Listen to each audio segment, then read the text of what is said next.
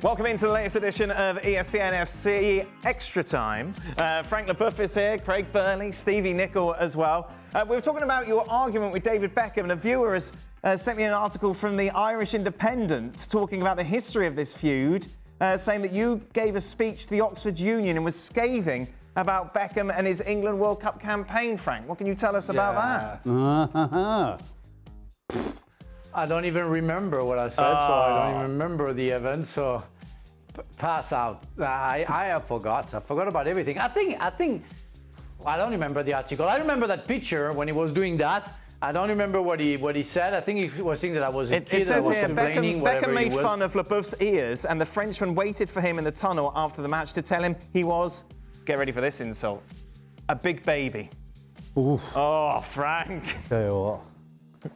Oh, I was polite. At the time I was polite. I would have said something else, to him, but I was very polite. Be very disappointing, isn't it? What? People of the Oxford Union having him piping. I know. Do you remember going to the Oxford Union and making a speech, Frank? How many times did you go to Oxford Union and you don't remember it? I've been once, and it was. I remember. I don't know if I was once there. There we go. So you were getting paid for it. You got to remember what you said. You were getting No. paid for it. That was for free. That was for free. I swear. It was just after Sharon Stone, so that was very nice. He goes to Belgium to play dominoes for money. Marbles. Stevie, do you think the Marbles. anger and hate of Liverpool fans towards Trent is justified? We talked about this in the show. Surely this is on the club for letting him run his contract. He's given and won everything at Liverpool. Yeah, real supporters and people that understand football won't have a problem with this. They'll be disappointed, yes, but they won't have a problem with it. It's all, as Craig said in the show, it's all these nutters that are on social media. Yeah. But McManaman got some stick, didn't he, back in the day when he went on the Bosman to Real Madrid? But again, it was from people who just have their Liverpool glasses on and can't take them off. Right. That's most other sensible, normal football fans and players and people involved in the game understand these things happen and why they happen, and they don't and shouldn't have a grudge because somebody wants to try something else. Hopefully Alexander-Arnold has the same mentality as our friend McManaman. Yeah. He basically doesn't give a stuff. No, most definitely Making not. the move and that's it. As long as there's a bar open, he's all right. How much does Slot play Trent Alexander-Arnold for the rest of the season, Craig? As much as he was going to play him. Doesn't make any difference. Absolutely none, regardless. Absolutely no different. I mean, why is this even factoring it? This is, to us that have played the game, this is such a stupid conversation. People asking these questions as if this is something that is unknown in the game. A quality player playing at a big club wants to make a move to another big club in a different country to try something different. I mean, seriously. Stevie, do you think with Trent Alexander-Arnold leaving and the possibilities of Salah and Van Dijk leaving this summer, a new era of Liverpool has started? Do you think Liverpool will go with a more youthful, cheaper approach, or do you expect them to spend big this summer? I wouldn't go as far to say a new era. They're not going to lose all three, are they? Well, Van Dijk's not been making many positive it's not statements. From what you read on social media, I mean, saying that, we just slaughtered social media. I think Salah will go. Van Dijk's the one. Really? I think Salah will take the money. I do. Now, Van Dijk, I just don't know. Here's the interesting one. One of them. Will they go out? I know you don't know the answer to this. Do you think he'll go out? Got sources? Yeah. Somebody on Facebook. Eleanor's friend. Do you think they'll try and buy a right back, or do you think Conor Bradley is going to be good enough Conor for Bradley? Well, one of the rumours today wasn't it Conor Bradley will come in and maybe Frimpong or someone like that. Yeah, I mean, yeah, I think Liverpool's kind of got a model where they don't go and spend 100 million, or they're not going to go and do that, I don't believe, and turn around and spend 100 million on one player. They spend a lot of money on Nunez. Apart from the world record goalkeeper. Alisson, they spent still a lot of money. Van Dijk was a lot of money. Alisson was a lot of money. A million's a lot of money. A million's a lot of money for some people. No, I think what they'll try and do is do what they've been doing, and that is the likes of Mo Salahs and Mane's. That's generally what they're going to do. Listen, if they get an opportunity to sign the greatest player that ever lived, and they can afford it, then they'll do it. Right. But I'm just saying in general, they're not going to go and buy 3 players at 100 million. Let me put it that way. They're going to try and do what they've done and see some talent, see some up and... Why are you doing? Why are you telling because this? They were putting the cherry on the top. It's not cherry on the top. Of course they did. It's the spine of their team. Alisson, Van Dijk is the spine of their team. They didn't go and buy them at the same time. But they spent a lot of money on them. Aye, but everybody else was up and coming. That's the point. Right. Nunez? 80 million's a lot of money, yes. So why are you pretending that Liverpool don't spend big? I'm not. I'm just saying they're not. I'm just telling you, they're not going to go and throw money at it. Right. Let me put it that way. They're not going to throw money at it. That's not how they're going to try and solve it. Right. But if there's an opportunity, then maybe they would. Right. But that's not how they're set up generally. But they're set up to try and spot some talent and then bring it in and then make the talent go from there to there. You mean spot the talent that's already been spotted by the likes of the Brightons? Well, yeah. Then go and pill for them. Well, yeah. I mean, what was McAllister? 30 mil? I don't know what his price was. Well, It won 100. Certainly wasn't 80. Right, okay, because you never spend 80 on any player. Oh, but we don't count those sensible, smart. Right. We don't count the smart buys. They weren't bidding for Caicedo, were they? Oh, yeah. Yeah. And Lavia. Well, they didn't. That's why they didn't get him. No, they did. They didn't want him. 55 was McAllister, I'm being told. Right, that's a good price. You said 30. That's a good price. You said 30. Well, 30 and 55, what's the difference? What was Szoboszlai? What's the word? Right. Yeah, see, there's another one. Szoboszlai. Oh, yeah, he was cheap as well, yeah? Yeah, Gakpo was cheap. Yeah. Gakpo. All these are cheap. Yeah. 30 mil, Gakpo. Stop it. You're wrong. Oh, no, you're wrong. What's the worst travel experience you've ever had while travelling for international duty? Frank, anything spring to mind? Sorry, Frank, you missed out on this fascinating argument. No, it's all right. It was funny to see you teasing Mr. Nichols, you know. But what's the worst? Worst, I don't know. We had a Champions League game, our international duty. My first international duty, we went to Poland, and I have to say we played in a city called Zabrze, and we had to sleep not too far from Auschwitz, and we went to visit Auschwitz. That was pretty tough before a game. In the morning of a game, we had to visit this awful place where so many people died, and that was very emotional. I'm crazy about this World War II. I'm crazy about what happened during that time, and what happened to all those people. And when I was there, that was my first call with the with France.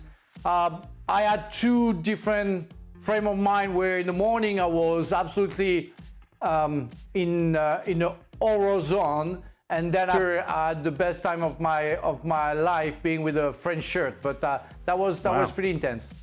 Wow. Japan.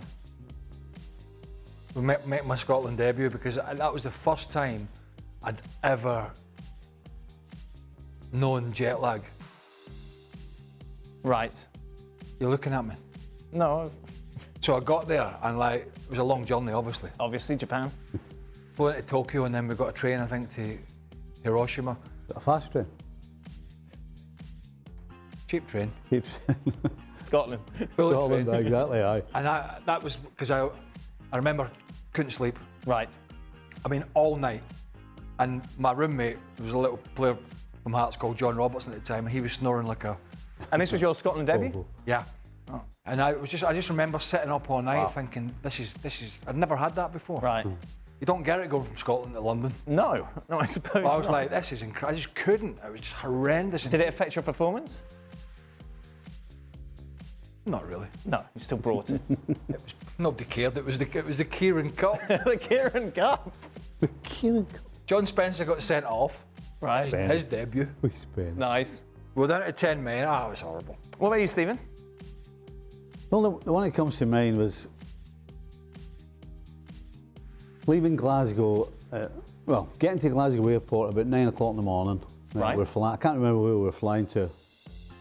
We get on the plane, sit on the plane for a couple of hours, have to get off the plane, there's something wrong with the plane, sit in the airport for another couple of hours, get back on the plane. Something else was wrong with the plane, so that was another couple of hours on the plane, and eventually we took off, and wherever we were going, we landed. It was about 7 o'clock at night, and we'd been at the airport all day. Of all the travelling you've done, that's the best story. Hold on. Oh, I tell you what, I was jumping in this guy. Okay, so, then what happened? The most annoying thing, and just typical of the SFA happened. We get to the hotel. So all us players had played Saturday. We'd all travelled Sunday to get to Scotland. Yes. We'd spent all day Monday travelling. We get to the hotel, and Ernie Walker, the head of SFA, pushes everybody out of the way, gets right to the front of the where they get the keys and all that. Reception. And starts complaining because all his cronies haven't got the keys yet, and they've got a dinner. They're meeting people for dinner in half an hour. This story is terrible. You want to travel for 2 days, and then the only thing they're worried about, forget the play. We've got a game. We've got a game the next day. Right. And all they're worried about is getting the keys and sorting out all their rooms first. All the travelling so you've they done, can go for the dinner. All the travelling you've done in your life, that's the best story. That's the one that annoys me the most. So we flew to Please don't say. No, we flew to the States before Euro '96. Actually, we were playing against the US in a friendly in was it in New Britain or somewhere near there? Right. We stayed in Hartford, ironically, just around the corner from here. And we flew over, and I had a toothache the night before, but it turned out it was an abscess. Oh. And I got on the flight, it was too late to do anything. I couldn't go to the dentist in the UK, it was too late. Got on the flight, and the pressure, I'll never forget it. That whole journey was just horrendous. I was pumping the doc for Doc Hillis, Professor Hillis, for pills and painkillers, and then we got here and I had to go and have it removed in Hartford. You didn't have many teeth left. Huh? You didn't have many teeth left. It was my last one. Honestly, I've never known pain like it. Wow. You know when you ever had a tooth taken out with an abscess? No. Oh my God. Oh. It was either that or he never gave me any anaesthetic. But then what did the head of the Scottish FA do? Yeah. Well, what happened was, Sorry, I spent 10 hours in an airport and on a plane. they were going for the dinner and they said, Yeah, sorry about that. you'll have to wait a week to go to the dentist. How dare I? I should have been thankful, shouldn't I? I should have been thankful that I spent 10 hours in an airplane and in an airport. You're right. Yeah, I do apologise. Stevie, which What about state? you saying that's a terrible story? Stevie, which stadium did you experience the most hostile environment? And did it affect your performance? No. Which stadium? No. Which stadium, though? There must have been one. No, it's great. You like it? It's magic. But which was the most kind of hostile? Like, did you play in Turkey before? Listen, in Rome, Rome? the European Cup final in Rome, Right. when the majority of the people there were from Italy, they were Romans. Yes. And the noise and the atmosphere and the flares and the flags and everything. Fantastic. So that's what you want. Aye. You like it? Brilliant. Yeah. Aye. Magic. Wish you could get that every time you stepped on the field. It'd be brilliant. What about you, Frank? Champions League game against Galatasaray with Chelsea, and I was the captain that night. Dennis Wise was off, red carded, I think, the game before, and that was insane because we were insulted everywhere. The night before, they went to the airport. They tried to, scare us. We couldn't sleep all night long because of the fireworks and everything. And when we arrived for the warm-up, the army guy, the captain of the army guy said, "You know what? Are you ready? Do you have all your players?" I don't know. So yeah, you have to count. You have to make sure. And I started to count, see if everybody was there, and everybody was there. So okay, you can go. They put the shield down. And they say, go, go, go, go, go. So we had to run with the tunnel was out behind the goal. And we had to run, and we received I don't know, what how do you call that? Metal stuff, on the shield. We were hearing, that was absolutely crazy. But we loved the atmosphere. We won 5-0.